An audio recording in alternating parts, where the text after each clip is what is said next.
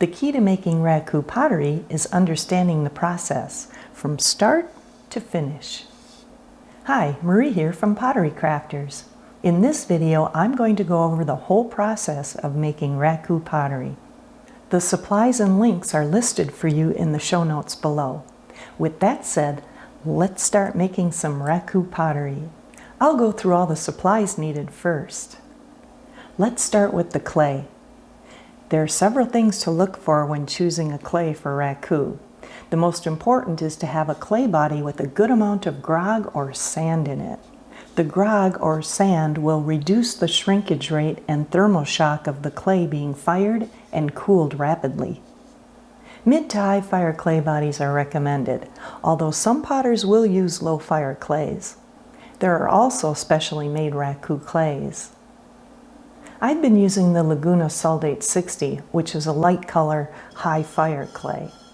While there are other ways to decorate your Raku pot, most beginners start with glaze. The glaze used must be a low fire temperature glaze, or a Raku glaze like the Mako Peacock or Spectrum Sunspot.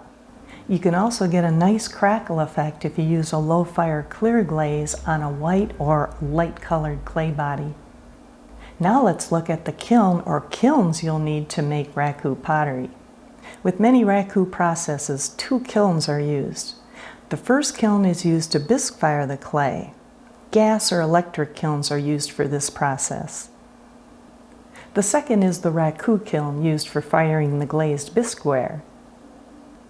It's specially made to fire fast and safely remove the red-hot pieces from the kiln. There are big differences between the Raku kiln process and the electric kiln process. The main difference is the electric kiln heats up slowly, while the Raku kiln heats up much faster.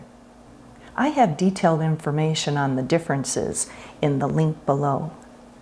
You can use an electric kiln to Raku fire, but it will take much longer to heat up, even at a high rate of speed. The kiln will need to be outside or at the edge of an outdoor entrance. Plus, if you have a top loader, you'll have to safely remove the pottery from the kiln with your tongs.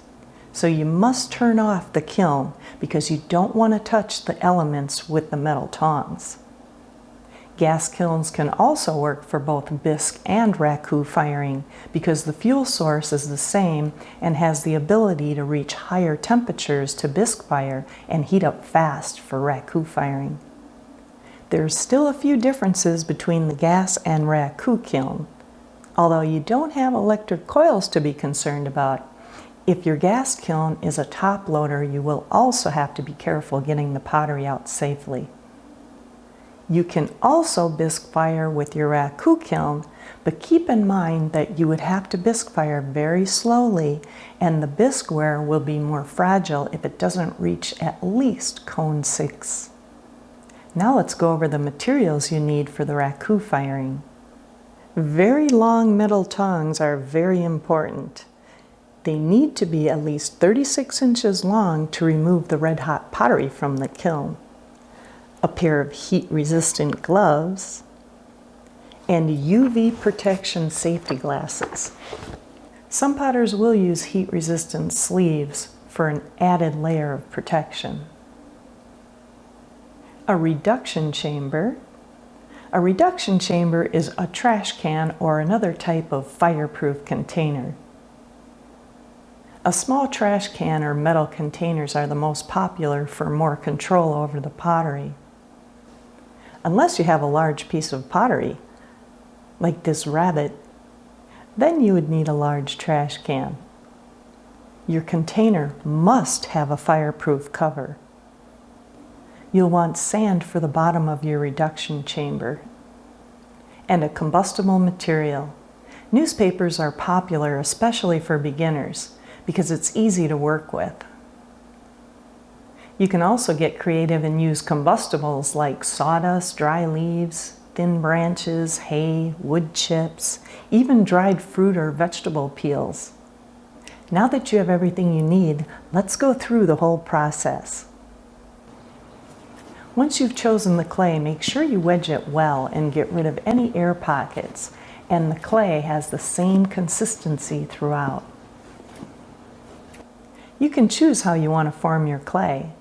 You can hand build it with a slab roller or hand build using coils. Or you can throw it on the wheel. Because the clay will be subjected to extreme temperature changes and being moved around, you'll want the thickness of your piece to be as even throughout as possible. So the heating will be even throughout, putting less pressure on the clay as it's being fired quickly. If you like what you see, don't forget to hit the like button, subscribe, and hit the bell icon to get notified whenever a new video comes out. 1/4 of an inch is a good thickness. As a beginner, you don't want the pottery to be too thin because it can become too fragile when removing it from the kiln. Or too thick because it can be too heavy when removing it from the kiln with the tongs. Once the clay is bone dry, it must be bisque fired. This involves firing the clay in a gas or electric kiln to cone 06, 05, or 04 at a slow to medium rate of speed, which is recommended for a proper bisque firing. This piece was fired on medium to cone 04. You can choose different ways to apply glaze to your bisqueware. I applied 3 layers of glaze. You don't want the Raku glaze to be too thin because it will affect the end result, as it did on the bottom of this base. That goes with applying it too thick also. The glaze should be the thickness of a t-shirt. Let's get into the Raku firing process. Place your glazed bisqueware in the Raku kiln with the taller items in the middle of the kiln. While most potters prefer to heat the kiln to the temperature of 1,800 degrees Fahrenheit or 982 degrees Celsius, some potters will fire at a lower or higher temperature for different effects. Light the torch and make sure the propane flow is low. Don't give it too much at once. Once the temperature has plateaued or stalled and will no longer rise, turn up the fuel a bit. This is not an exact science. These times are subjective because of the amount of propane or gas flowing into the kiln. It also depends on how much pottery you're firing and the size of the kiln. That's why it's important to keep an eye on the thermocouple throughout each firing.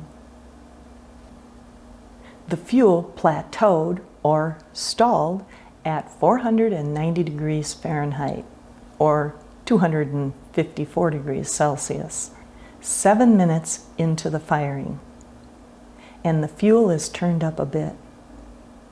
The fuel plateaued again at 979 degrees Fahrenheit or 526 degrees Celsius, 13 minutes later, and gave it a little more fuel.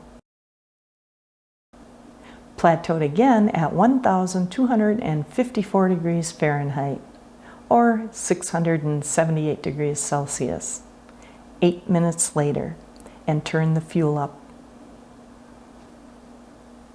While you're waiting, make sure your reduction chambers are ready before the end of the firing. They should have sand on the bottom to extend the life of the container, and lined with newspapers to create the smoke and flames, and another piece of paper to cover the pot after it's placed into the reduction chamber. The temperature plateaued at 1,480 degrees Fahrenheit or 804 degrees Celsius 12 minutes later, and turned up the fuel a bit more. Then again at 1,653 degrees Fahrenheit or 900 degrees Celsius, 15 minutes later, and turn the fuel up one more time to full blast. You can look into the kiln if you're wearing safety glasses to see the pottery start glowing red hot. As a beginner, you need to be extra careful. It's a good idea to practice lifting a piece of pottery with the long metal tongs before doing the real thing.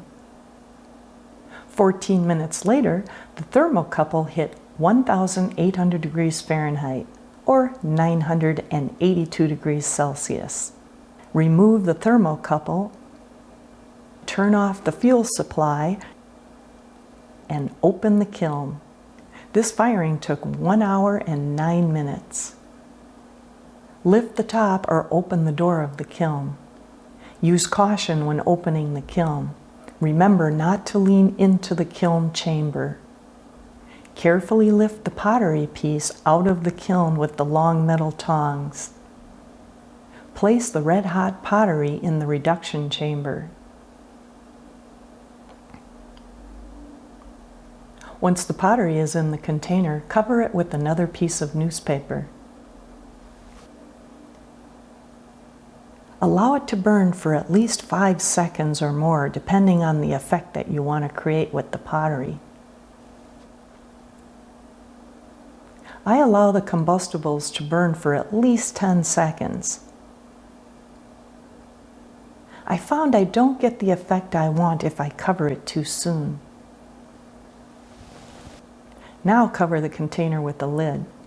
This cuts off the oxygen and creates a reduction atmosphere. It's essential to make sure that the cover is securely on the container because pressure can build up and the cover can pop off. You can also place a brick on the cover to prevent that from happening. Allow the Raku ware to cool at least 20 minutes before removing it from the container. The lack of oxygen and smoke gives the glaze a unique look. Keep in mind you will have marks from the firing process. After your pottery is cooled down, remove any ashes, dirt, or marks from your pot using dish soap or cleanser like Comet.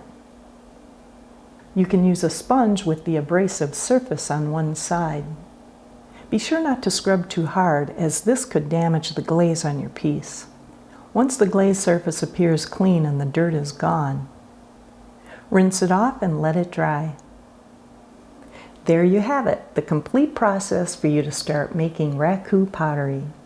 Making Raku is a fun and creative process. As you gain more experience working with different types of clays and experimenting with various techniques and other glazes, you'll find yourself creating truly unique pottery that captures the beauty of Raku. You watching helps me to make more informative videos like this one. Now head on over to my How to Wedge Clay video or this How to Make Test Tiles video. If you do, I get to play with more clay. Let's stay dirty.